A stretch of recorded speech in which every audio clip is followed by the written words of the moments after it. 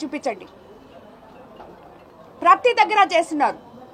అందరి దగ్గర సాక్ష్యాలు ఉన్నాయి కాబట్టే నీతి నియమాలతో ఏ అరెస్ట్ జరిగినా ఆ అరెస్ట్ వెనుక ఎన్నో ఉన్నాయి. ఇలాంటి నెల్లూరు జిల్లానే వైసీపీ తుడిచిపెట్టుకోవడానికి ఇలాంటి అచ్చొచ్చిన ఆంబోతులు చాలా మంది ఉన్నారు ఇక్కడ. ఈ నెల్లూరు నుంచేనైతేనేమి మాట్లాడడం తప్పితే అసలు అతను ఏం మాట్లాడుతున్నాడో తెలియని ఈ అనిల్ కుమార్ యాదవ్ ఒకడు, ఈరోజు ఈ ప్రసన్న కుమార్ రెడ్డి ఒకడు. వాళ్ళు అసలు ఏం మాట్లాడుతున్నారు, దేని గురించి మాట్లాడుతున్నారు? మాకు నోరుంది కదా, మేము మాట్లాడతాం, మమ్మల్ని ఏం చేస్తారు, ఎవరేం చేస్తారు అని మాట్లాడితే సరిపోతుందా? మీ ఇళ్లలో తల్లి చెల్లి లేరా? కాబట్టి ఇదంతా కరెక్ట్ కాదు అని చెప్పి నేను చెప్తున్నాను. అదేవిధంగా ఈరోజు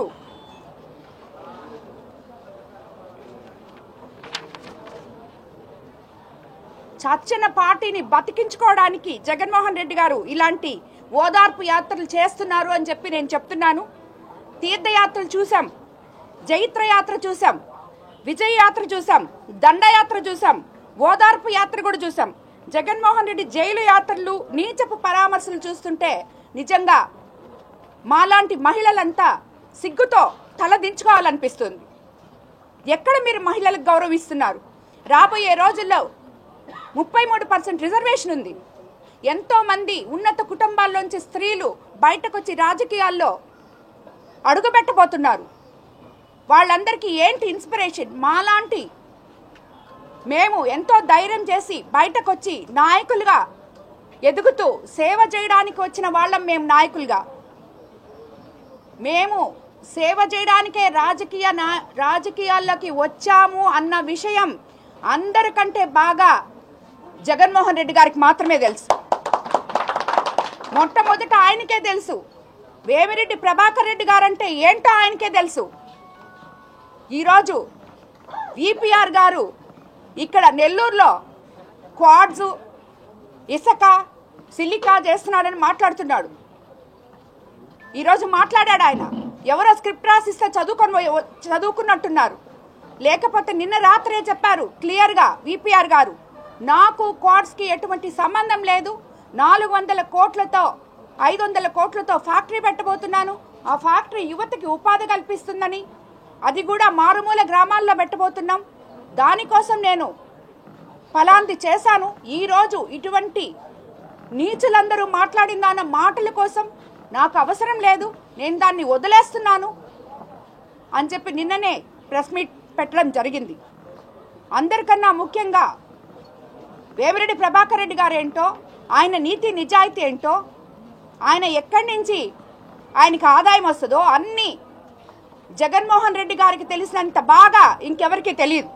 అటువంటి ఆయన పక్కన నలుగురిని పెట్టుకొని ఈరోజు విపిఆర్ గురించి మాట్లాడడం నిజంగా చాలా హాస్యాస్పదంగా ఉంది. ఇది ఒక్కటే కాదు, చంద్రబాబు నాయుడు గారు ఎక్కడెక్కడి నుంచో, లోకేష్ బాబు గారు పరిశ్రమలు తీసుకొచ్చి మన దగ్గర పెట్టి మన బిడ్డలకి ఉపాధి కల్పించాలని చూస్తుంటే వీళ్ళు మేమొస్తే అది చేస్తాం, మేమొస్తే ఇది చేస్తాం అంటే ఏమని మీరు చేసేది? రాబోయే ఇండస్ట్రియల్ వాళ్ళకందరికీ బెదిరిస్తున్నారా మీరు? ఈ బెదిరింపులు ఎవరు వినరు, ఎవరు బెదిరిపోరు. అన్నిటికన్నా ముఖ్యంగా మీరు ఈ మాదిర జైలు యాత్రలు చేస్తుంటే 3 రోజుల నుంచి పోలీసులు ఒళ్ళు హోనం చేసుకొని తిరుగుతున్నారు. ఎందుకు తిరుగుతున్నారు? మీకొచ్చే జనాన్ని ఆపడానికి కాదు వాళ్ళు తిరుగుతుండేది. మీ దగ్గరికి డబ్బులు ఇచ్చి తోలించుకున్న జనాన్ని ఎక్కడ ఎవరికి దెబ్బలు తగులుతాయో, మీకైతే మీ మనుషులు, మాకు అందరూ చంద్రబాబు నాయుడు గారి ప్రభుత్వంలో ప్రతి మనిషి ఆయనకి కావాల్సినోడే. వైఎస్ఆర్సీపీ మనిషా, తెలుగుదేశం మనిషా, ఇంకొక పార్టీ మనిషా అని చూడరు. ప్రతి మనిషి క్షేమం కోరుకునే నాయకులు చంద్రబాబు నాయుడు గారు. దానివల్ల ఏ మనిషి కూడా ఇబ్బందులు పడకూడదు అనే ఉద్దేశంతో ఈ పోలీస్ ప్రొటెక్షన్ ఇచ్చారు.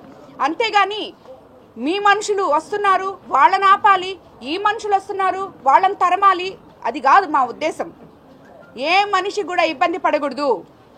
ఒకసారి అక్కడ జరిగింది, మొన్న నర్సరావుపేట దగ్గర అక్కడ పోయినప్పుడు జరిగింది, ఇంకోసారి ఇంకోటి జరిగింది. ఇక్కడ ఏది జరగకూడదు అటువంటి విపత్తులు మన ప్రజలకి రాకూడదు, మనం అధికారంలో ఉన్నప్పుడు ప్రజల్ని క్షేమంగా చూసుకోవాలి అనే ఉద్దేశంతో ఇంత పోలీస్ ప్రొటెక్షన్ పెడితే ఆ పోలీసుల గురించి ఎట్టబడితే అట్టు మాట్లాడుతున్నారు.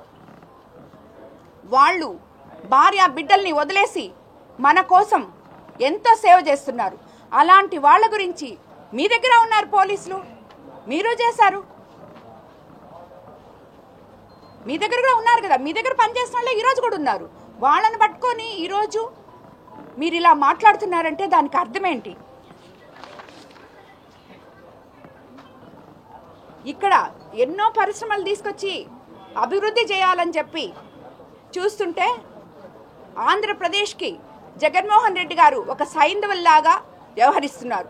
అదేవిధంగా నెల్లూరు జిల్లాకి ఈ అనిల్ కుమార్ యాదవ్, ఈ ప్రసన్న కుమార్ రెడ్డి ఇలాంటి ఇక్కడున్న వాళ్ళు సైంధవుల్లాగా అడ్డుపడి జిల్లా అభివృద్ధిని అడ్డుకుంటున్నారు. కానీ ప్రజలు ఆల్రెడీ ఎప్పుడూ లేని విధంగా నెల్లూరు జిల్లాలో 10కి 10 సీట్లు ఇచ్చారు. అదే మాదిర ఎప్పుడూ కంటిన్యూ అవుతుంది. ఎందుకంటే జనానికి తెలుసు మీరేంటో, మీ ప్రవృత్తి ఏందో, మీ వృత్తి ఏందో. ఏ రోజైతే ఒక మహిళ చేత మీరు తల్లి కావచ్చు, చెల్లి కావచ్చు, చెల్లి వరుస కావచ్చు, ఏ మహిళ చేత అయితే మీరు కన్నీళ్లు పెట్టించారో ఆ మహిళల ఉసురు ఊరికే పోదు. భగవంతుడు అనేవాడు ఉన్నాడు, ఆయనే చూసుకుంటాడు మీరు చేసే తప్పులన్నీ. కానీ మరోసారి నేను చెప్తున్నాను, జగన్మోహన్ రెడ్డి గారు ఇది కరెక్ట్ కాదు. ఇలాంటి నాయకుల్ని సమర్థించబాకండి. ఇలాంటి నాయకుల్ని సమర్థిస్తే ఇప్పుడే కాదు, ఇంకా ఒక 30 ఏళ్ళు కూడా మీరు అధికారంలోకి రాలేరు. ఎందుకంటే మాట్లాడే వాళ్ళని తప్పు చేసినప్పుడు నువ్వు తప్పు చేశావు అని చెప్పేవాడే నాయకుడు. తప్పు చేసినా సమర్థించుకునేవాడు నాయకుడు అనిపించుకోడు. అదే ఈరోజు చంద్రబాబు నాయుడు గారు ఎవరు తప్పు చేసినా, ఏ ఎమ్మెల్యే తప్పు చేసినా, ఏ నాయకుడు తప్పు చేసినా ఇమీడియట్గా పిలిచి ఎందుకు ఇది చేస్తున్నారు, మీ పద్ధతి మార్చుకోండి, సరిగా లేదు అని చెప్తున్నారు. మీరు ఏ రోజైనా అలా చెప్పారా మీ నాయకులకి? ఎవడు తప్పు చేస్తే వాళ్ళని సపోర్ట్ చేసి ఇంకా కొంచెం తప్పు చేయండి అని చెప్పి వాళ్ళందరినీ మీరు ఉద్ధరిస్తున్నారు. కాబట్టి మీరు ఓదార్పు యాత్రలు చేయడంలో నేను తప్పంటలేదు, జైలు యాత్రలు చేయడము తప్పంటలేదు. కానీ ఎందుకు చేస్తున్నారో, ఎవరి కోసం చేస్తున్నారో ఒకసారి ఆలోచించి చేయండి. అవతలి వాళ్ళు ఏం తప్పులు చేస్తున్నారో తెలుసుకోండి. 6 సార్లు ఎమ్మెల్యే అయినంత మాత్రాన, నల్లపరెడ్డి శ్రీనివాసులరెడ్డి గారి కొడుకైనంత మాత్రాన అతని వల్ల అతని కుటుంబం పరువంతా పోయింది కానీ ఏమీ మిగల్చలేదు. ఎందుకంటే ఎవరు కూడా ఈ ఒక మహిళ గురించి ఇలాగ మాట్లాడడం ఎవరు హర్షించరు. ఏమి మోసాలు చేసావో అవి నేను నిరూపిస్తా. నువ్వు మాట్లాడిన దాన్ని నువ్వు వెనక్కి తీసుకోగలవా?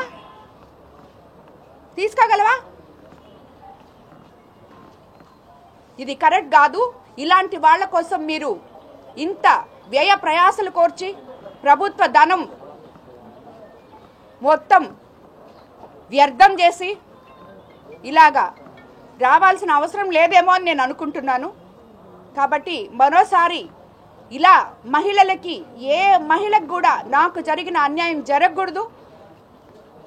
దానికోసమనే ఇంతమంది మహిళలు ఈరోజు వైఎస్ఆర్సీపీలో ఉన్న నాయకులు 40 ఏళ్ళ నుంచి ఉన్న వాళ్ళందరూ ఈరోజు వచ్చి మళ్ళీ ఈరోజు కూడా నాతో కలిసి నడుస్తామని చెప్పి వచ్చారు. అందరికీ నమస్కారం.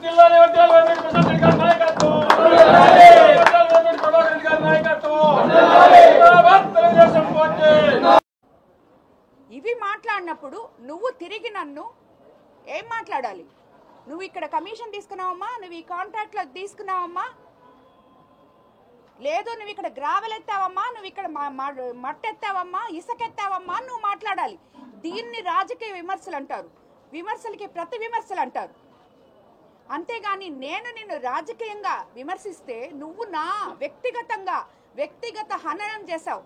అసలు నీకేం హక్కు ఉందని ఒక మహిళ గురించి మాట్లాడడానికి సభ్య సమాజం తలదించుకునేలాగా 10 మందిని వేసుకొని నువ్వు ఎలా మాట్లాడగలవు? నువ్వు మాట్లాడిన దానికి ఈరోజు జగన్మోహన్ రెడ్డి గారు వచ్చి నిన్ను పరామర్శించడం అనేది సభ్య సమాజం మరోసారి తలదించుకుంటుంది మిమ్మల్ని అందరినీ చూసి. ఇలాంటి వైఎస్ఆర్సీపీ పార్టీనా ఇలాంటి నాయకులన మనం 5 సంవత్సరాలు వీళ్ళకా పట్టం కట్టింది అని చెప్పి ఆలోచిస్తున్నారు ప్రతి ప్రజలు ఈరోజు. దేనికి మీ ఓదార్పు యాత్రలు? ఎవరిని పరామర్శించడానికి మీ ఓదార్పు యాత్రలు? ఇలాంటి వాళ్ళని పరామర్శించడానికా? వాళ్ళకి మీరు చెప్పినట్టే వాళ్ళకి అమ్ముంది, వాళ్ళకి భార్య ఉంది, వాళ్ళకి చెల్లెళ్ళు ఉన్నారు, అక్కల చెల్లెళ్ళు ఉన్నారు, అందరూ ఉన్నారు. వాళ్ళ అక్కల చెల్లెళ్ళే రాజకీయంలోకి వచ్చుంటే, వాళ్ళ అమ్మే రాజకీయంలోకి వచ్చుంటే, వాళ్ళ భార్య రాజకీయంలోకి వచ్చుంటే ఎవరైనా ఇలా విమర్శిస్తే మీరు గమ్ముకుంటారా? మీరు ఎంత దిగజారుడుతనం మీద ఉందంటే ఈ మాటలు మీరు మాట్లాడిన దానికి నిన్నగాక మొన్న నేను ఎమ్మెల్యే అయిన కాన్స్టిట్యున్సీలో కార్యకర్తలే కడుపులో మండిపోతుందమ్మా అని చెప్పారు. అలాంటిది ఒక నాయకులుగా ఉండి ఒక రాష్ట్రాన్ని 5 సంవత్సరాలు ముఖ్యమంత్రిగా ఏలి 6 సంవత్సరాలు ఎమ్మెల్యేగా ఉండి ఇలాగ మాట్లాడకూడదు అనే నీతి కూడా మీకు తెలీదా?